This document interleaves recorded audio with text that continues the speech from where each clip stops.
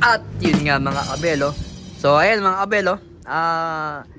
Mapapansin nyo, nandito si si Miss Elmo. Ayan mga kabel, oh. Si Miss Elmo nandito at saka si Crack 52. Diyan ko sila inilagay dahil namamalot ako, ah.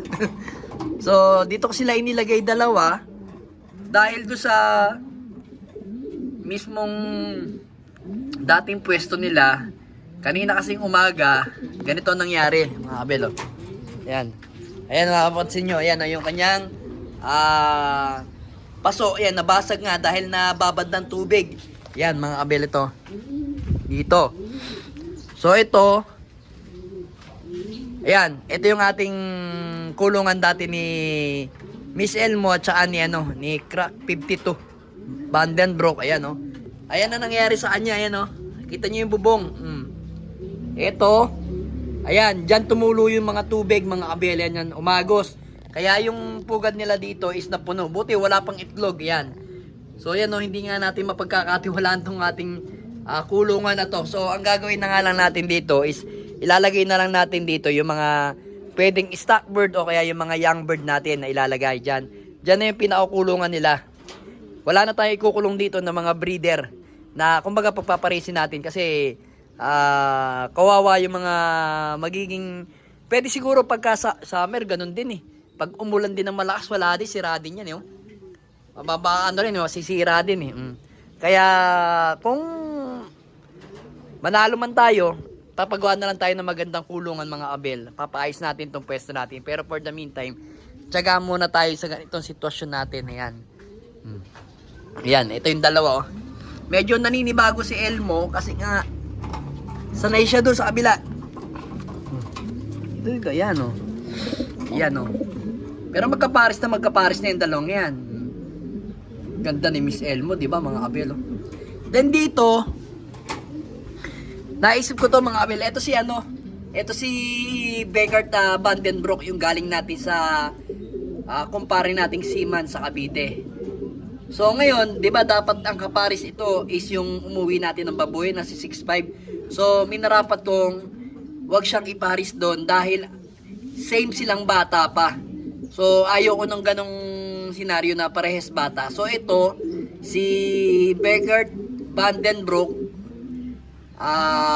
ipaparis natin to dito kay yan, tatay ni 6'5", kay Mr. David. Yan, medyo naglulugon pangalan ng konti yan sa mukha, oh. Makikita niyo sa mukha, oh. Naglulugon, oh. Sa mukha, ha. Yan, sa mukha na lang naman lugon nito, oh. Matapang yan. Matapang yan, oh. Matapang yan, oh. Ayan, oh. Yan, lugon ng mukha niya na yan, oh. Pakita ko sa inyo, oh. Yan, sa kabila, oh. Lugon din, oh. Yan, ang mukha lang naman, pero napakagandang ibon nito, producer to. Yan. Super set winner yung anak niya sa South. Anak din niya si Miss Peter at saka si Rigor, at saka si 6'5", saka yung contender natin sa BBC ng 36 overall bago magkalbayog. Tapos super set natin sa PUF. So ngayon dito ko siya ipapares kasi mas may edad to, saka Vandenbroek din to. Kaya swak na swak sila mga kabel. So ito namang si si Miss Peter naman, ayan, oh. Lugon pa, mga kabel. Lugon na lugon niya sa mukha. Ano, sa mukha. Kaya hindi pa natin pinapares, oh. Kaya kita nyo, oh. Ayan. Purple yung mata, ganda, di ba mga kabel? Pero ano yan? Ito kasi Miss Peter na may pasok na Victor Lim yan, mga kabel. Kaya napakaangas, napakagandang ibon. Then ipapares nga natin yan dito kay Anson Ong na may pasok na Florison. Ayan, napakatapang. Ayan. Ayan, napakatapang, oh. Aray. Yan, kondisyon na yan, no. Gustong-gusto ng mga staff. Saktong-saktong edad niyan dito kay kay Miss Peter. Kasi ito may speed to. Itong ibon na to may speed to, mga kabel. Yan. May speed yan. Kita niyo tapang, oh. Kita niyo, ayan. Tama, di ba? Pearl eye yung ating Miss Peter, oh. Ito naman, oh. Yellow yung mga mata. Yan, oh. Kita niyo, ayan, oh. Yan. Yellow ang mata. Ayan. Tapang, oh. Yan. Then dito, ito naman si Lugon din eh. O, ayan o.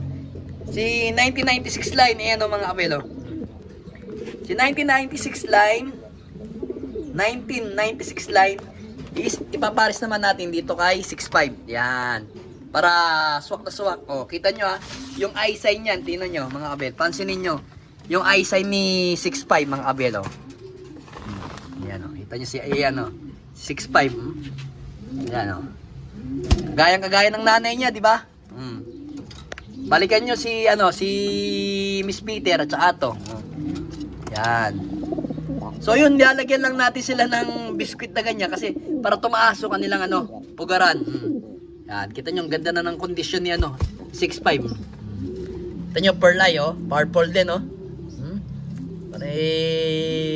Purple yung mata. Pearl eye, Ganyan na ganyan yung mata ni, ni Miss Peter, oh. Medyo may lugon pa ng konti, pero pagka nakapagpahinga na yan, papares natin yan dito. Saktong-sakto yan dito. Ito kasi, may edad to, kung hindi ako nagkakamali, ang sing-sing nito is 2023 ang edad netong ibon na to. Tapos sakto dito, yan. Para maganda yung nila, breeding. Isang agresibong bata na siguro edad nito is nasa hindi, bali ba? O nasa na, 11 months. Going to 12 months old na. Going to 1 years old. Kaya ang mangyayari diyan, sakto yan. Ito tapos ito naman nasa 3 years old mga abiel, oh. Kaya ganun ako mag-breed sa mga ibon. Ayaw ng same bata. Kasi pag same bata, sigurado bata rin yung kanilang magiging anak. O hindi maganda ang kanilang magiging performance. Gusto mo may edad yung babae o kaya mas may edad yung lalaki. Ganun ang gagawin natin mga kabilo. Ayan na si 6'5 natin, oh. Yan yung mga gagamitin natin mga kabel. Yan. Pahinga dyan, ha. Hindi, nilalako kasi to kasi kapag kasi hindi ko siya tawag dito, hindi ko sinasaradong ganyan, nakikita niyo yung asawa niya si Pastel doon sa kabila. Ayan, oh. Sumisilip dyan si Pastel. Ayan. Sumisilip dyan yung mga pastel natin. Tapos sinisilip yung asawa niyang si 6'5". Kaya anong nangyayari, ayaw pumaris ni 6'5" kasi nakikita niyo yung white plate doon. Bababa yan. Yan. Then dito naman, ayan, malapit na mapisa si si Pastel at saka si Miss CJ. Then eto naman si Pastel ulit. Malapit na rin mag-egg. Ayan, oh. Tapos si Peter P. Yan yung mga gagamitin natin sa summer. Then dito, alam ko, malapit na to. Siguro mga 2 to 3 days na lang to. Yan. Malapit na yan, alam ko. Update ko ka dyan pagka napisa ng mga kabel. Then dito, pinag-iisipan ko ngayon mga kabel. Etong si to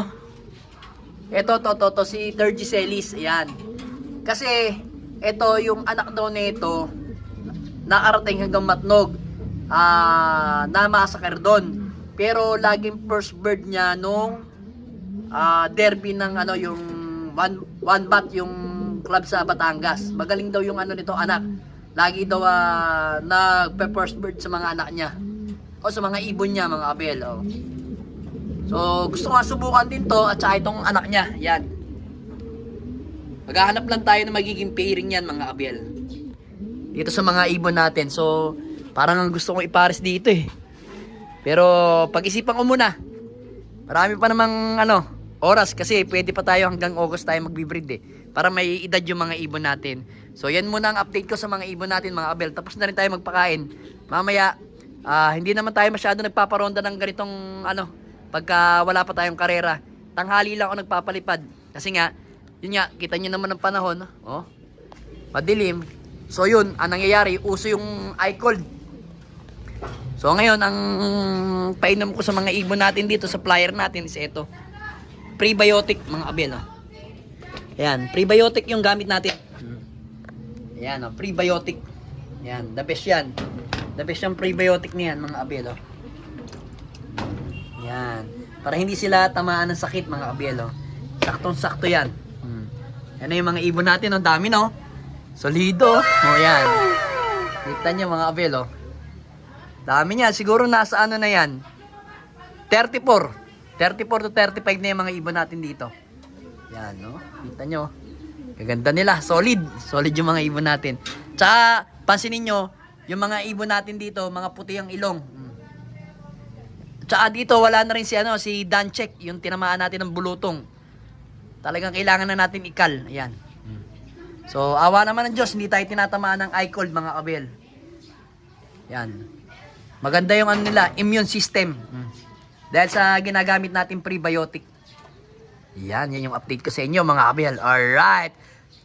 Alright mo.